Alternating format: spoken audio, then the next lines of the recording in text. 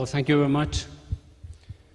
Thank you to the organizers, Mariana, Joan, Kurs, Theo. Thank you for giving us, the Spanish Embassy, the opportunity to come here and share some thoughts.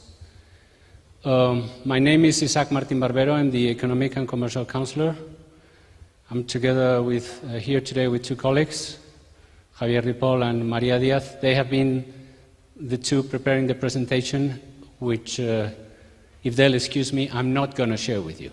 Okay? I think you had quite a few presentations, and I'm going to just be sharing a couple of ideas, also taking advantage of the conversations that I've had the pleasure to have with friends like Theo or Chris, who kindly took me to see his project a couple of weeks ago.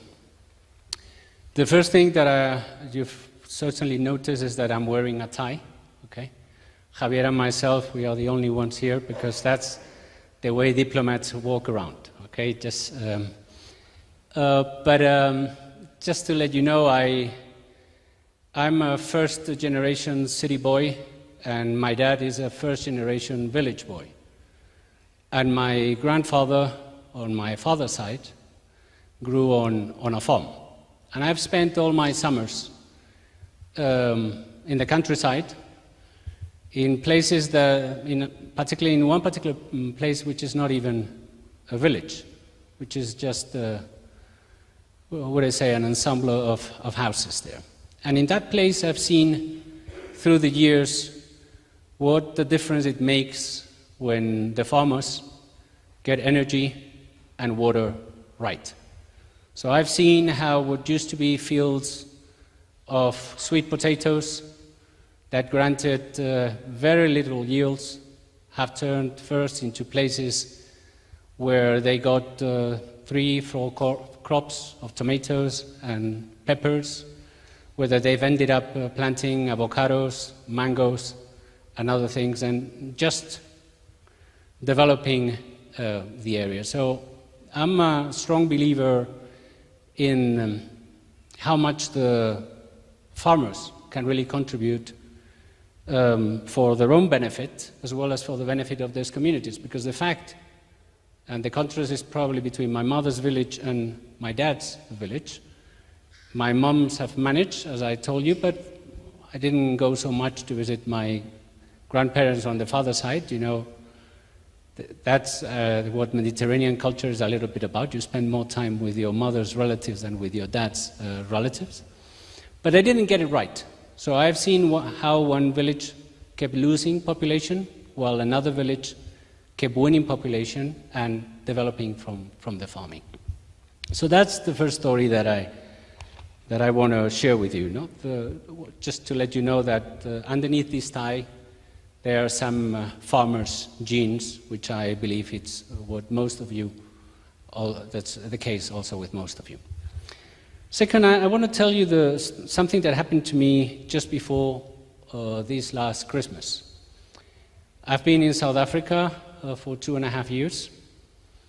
When I was sent here, coming from a country which is strong in renewables, please excuse me, but you know, diplomats, that's in our brief. We have to tell how strong our country is, particularly when it's true. You know, Spain is one of the leaders in solar and in wind. I was just discussing with Guido a minute ago, 50% of our generation is already renewables overall. And obviously renewables was the big thing. So as being Economic and Commercial Councillor, we had bid window number 5, emergency round, 6 window, and 6 bid window, and basically my effectiveness as a commercial councillor would be measured by the way in which Spanish companies would have achieved to regain some of the strength that they had shown at the beginning of the first auctions. Approximately 6 gigawatts, there are about 6 gigawatts of installed renewable capacity through the IPP programs have been installed since the beginning of the program. About a third of that has a Spanish angle one way or the other. The truth is that we hadn't achieved anything since 2015. So the emergency round came, we got nothing. The 5th round came, we got nothing. The 6th round came, we got nothing, and I got a call. And I was told, well, how is it going there? I said, it's great. I said, what do you mean it's great? How much did we get? I said, oh, we got nothing. So how can it be great if we got nothing? I said, well, we got nothing.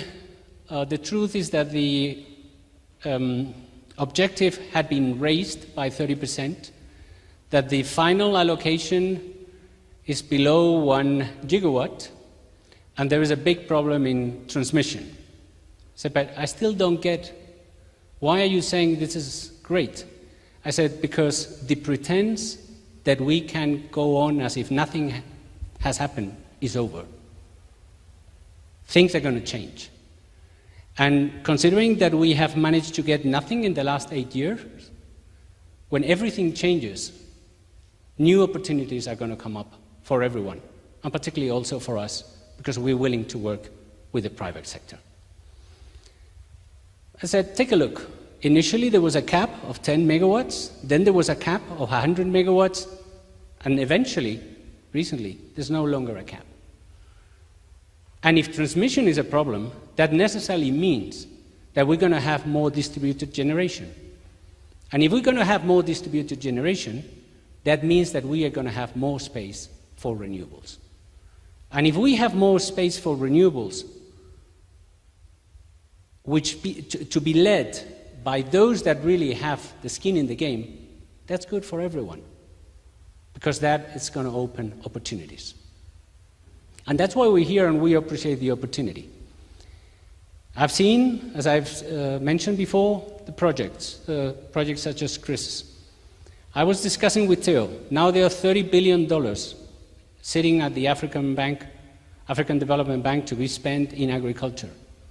At this time, food security is a big thing. And again, you don't get the power, you don't get the water issues right, you have no food security whatsoever. Everyone is aware of how strong mining corporations are in South Africa. But outside South Africa, not that many people are aware how strong the farming sector is in South Africa. And putting all those pieces together necessarily leads to understand that there's going to be a huge growth in power solutions, mostly renewable power solutions, in South Africa. And we in Spain want to be part of that. We want to be part of that because we think it's good for South Africa. And it's not out of altruism, it's very simple. The distance in kilometers between Spain and Africa is 0. 3% of our territory is in Africa. If Africa is in trouble, we are going to be in trouble. And Africa will not have prosperity unless South Africa has prosperity. And it's very difficult for South Africa to reach its full potential unless it gets its energy issues right. And why can we contribute to that? Basically because we have two things to bring to the table. We have had our fair share of mistakes. Being pioneers, as you very well know, comes at a cost, particularly when you are developing new technologies. We signed ourselves into very expensive agreements. Now, technology in solar, technology in wind, although they will keep going down, have gone down dramatically. So it's much easier to price them precisely for the coming future than it was just a few years ago. And that makes those projects easier to finance. That makes people who are going to be investing in those projects more comfortable because they're more able to know what they have ahead of themselves. We also established in Spain in 2015 something called the solar tax. Basically, we were penalizing people who wanted to switch their surplus power into the network. But we came to realize in 2017, excuse me, 2 or 3 years later, that was not a very good idea. And we've seen these days, particularly since the Russian aggression, how dangerous it is to do those things. So we Spaniards are very willing to talk about our mistakes. We don't take ourselves too seriously. So please take advantage of our own mistakes, but also take advantage of the fact that we have funding available for the political reasons that we've mentioned before. Because there are some geographical realities that make the success of South Africa very important for us. And there are some fundamental understandings of other realities, such as the role that the rural world plays, that farmers plays, that allow us to be very comfortable contributing in that. I was also mentioning to Theo a minute ago, please contact the European Investment Bank. It's a fact. They're eager to do business with you. Please contact the African Development Bank. It's a fact. They're eager to do business with you. I'm not guessing. I've been talking to them these recent weeks. So, between when there's an issue or when there's a problem, as someone said, one can find a solution or one can solve a problem. Solve a problem is basically what the plan B is about.